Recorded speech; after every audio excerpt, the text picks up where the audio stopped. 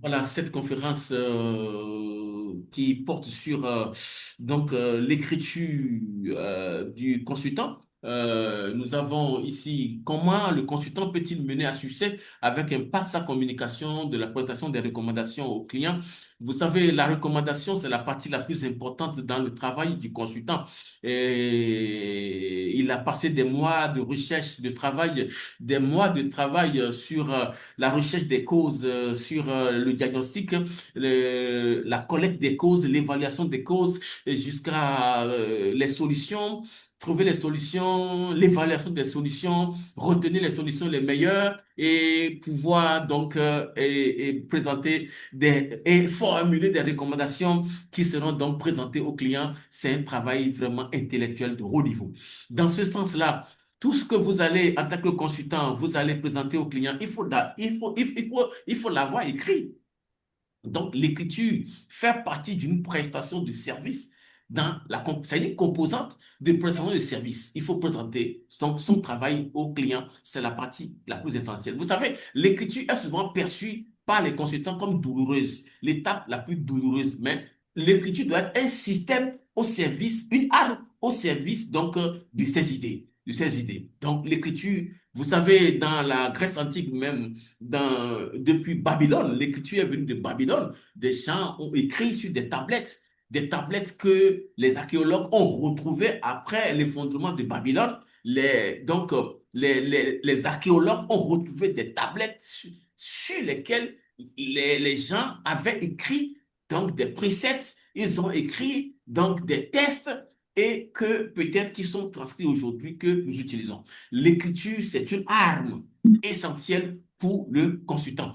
Le consultant doit savoir absolument préparer, structurer ses idées. Dans la structuration, nous parlons de la structuration verticale qui prend en compte l'idée maîtresse, l'idée secondaire, l'idée qui descend jusqu'aux idées les plus simples. Donc, on parle d'une hiérarchisation verticale donc des idées. On parle de l'escalier donc des idées. Il faut construire l'escalier des idées. Ça, nous parlons aussi de la structuration verticale. On dit, bon, quelle est l'idée qui va rester à côté de telle idée pour que je puisse convaincre le client? C'est une structuration qu'il faut faire. Il faut bien structurer donc sa présentation. Il ne s'agit pas de noyer ses idées dans un océan. Ça, on ne noie pas ces idées et dans un océan, mais il faut que ces idées soient comme des matériaux qui résistent. C'est très important. Quelqu'un qui ouvre, il ne peut pas jeter le document et chaque phrase appelle l'autre. Chaque phrase appelle une autre phrase. C'est comme ça. Et les phrases sont tellement structurées, sans bavardage, ni bavardage, pas de bavardage. Donc, ça attire, ça accroche le client. C'est très important ce qu'on est en train de dire. Et le consultant absolument doit travailler sur la rédaction.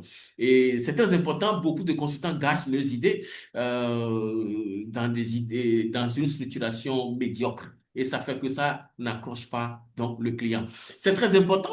Une grande partie de l'énergie est consacrée à la vigilance à la syntaxe, vigilance à l'orthographe, vigilance aux accords, vigilance à la ponctuation donc du test. Ah, tout ça prend l'énergie, mais votre énergie ne doit pas seulement aller de ce côté-là. Il faut aussi la structuration qui est très importante, qui pourra donc convaincre alors le client.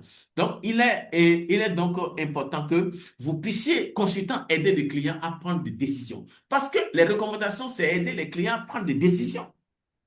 Si les recommandations disent, vous devez changer le staff de votre administration, c'est une décision que le client va prendre.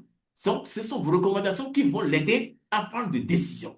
Il faut que les recommandations soient pertinentes et convaincantes pour aider le client à prendre donc de décisions. C'est très important ça. Et nous allons voir, pour communiquer les idées, vous devez beaucoup vous poser donc des questions au pouvoir. Donc, ce que je veux dire là, quel est le but de ma communication? À qui ça s'adresse? Qui reçoit la communication? Donc, le destinataire de la communication détermine le niveau de langue qu'il faut utiliser, détermine le vocabulaire qu'il faut utiliser, etc., etc. Détermine tout ça. Donc, quelque chose est important. Lorsqu'on veut communiquer, nous parlons de la loi de 55%, 38% et 7% dans la communication. Vous savez, dans la communication, la communication verbale, la communication paraverbale, la communication non verbale, ça prend en compte 93%. La communication paraverbale, la communication non verbale, le public accorde l'attention à votre posture physique, à votre présentation, à votre démarche, à votre habillement, à votre élégance et à votre rythme de voix. Et tout ça, ça compte. Maintenant, le public ne retiendra que peut-être 7% de votre communication et aura donc cela.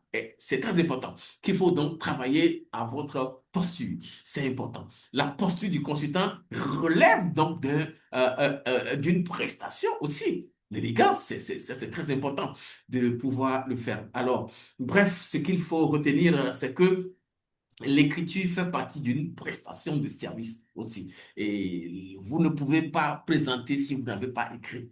Donc, l'écriture, c'est une composante spécifique de consultant. Le consultant doit se faire former à cela pour savoir écrire, pour savoir communiquer, présenter ses recommandations. C'est des besoins donc pour le consultant. Donc, voilà brièvement ce que nous allions donc donc vous présenter. Merci beaucoup de votre aimable attention. C'était donc le cabinet CFEC Afrique. Nous sommes dans les formations innovantes pour vos projets de reconversion professionnelle ou bien de renforcement de capacité. Donc, c'était donc coach Léonard Moussa de ma position ici depuis le Bénin. Merci beaucoup de m'avoir suivi. Donc, voilà, je vais donc vous laisser la parole.